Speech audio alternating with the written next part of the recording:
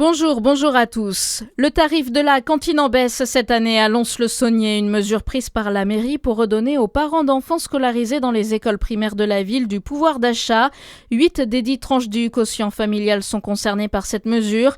Elle devrait permettre aussi à certains enfants de rester ou de revenir à la cantine. Une initiative à hauteur de 150 000 € pour la ville. La marque de vélo Lapierre placée en redressement judiciaire. Les cycles Lapierre installés sur son siège historique de Dijon depuis 1946, cherche un repreneur. La décision du tribunal de commerce s'accompagne d'une période d'observation de 6 mois. Une procédure qui vise à geler les dettes du fabricant et à se restructurer après l'effondrement de sa maison mère néerlandaise, le groupe Accel, alors que la PME dijonnaise a réalisé près de 100 millions d'euros de chiffre d'affaires en 2025. Aucune personne ne manque à l'appel selon le préfet de l'Aude. Il a fait un point hier après-midi à Poma après le passage dévastateur de la tornade. 20 personnes ont été hospitalisées, mais aucune dans un état qui suscite de l'inquiétude, ajoute le préfet, qui dénombre 300 maisons impactées par ce phénomène, dont une centaine totalement détruites.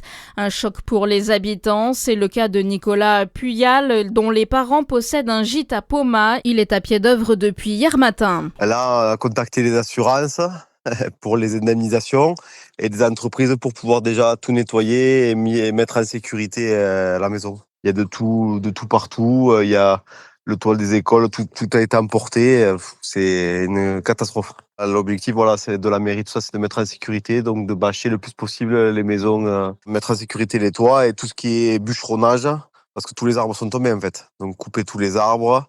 Moi, je suis dans les jardins chez mes parents là actuellement. Tous les gros arbres sont tombés, heureusement pas sur la maison.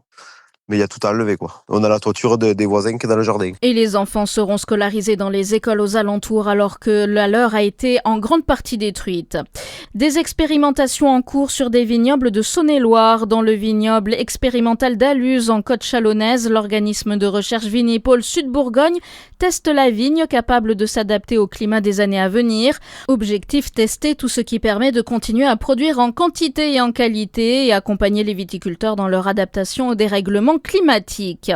Dans le Doubs, la préfecture met en demeure plusieurs stations de lavage. Depuis le 17 juillet dernier, il est interdit de laver son véhicule dans une station de lavage, sauf exception.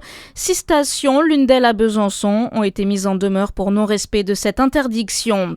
Et puis une pluie d'hommage pour Dolly Parton aux États-Unis. La chanteuse et légende de la country américaine est décédée hier à l'âge de 80 ans. Parmi ses titres les plus connus, Jolene. Le président Donald Trump a notamment évoqué une véritable perte pour des millions de personnes. Mick Jagger a rappelé que Dolly Parton a rassemblé tant de gens. Les hommages ont enfin rappelé son engagement philanthropique. À suivre votre météo sur Fréquence Plus.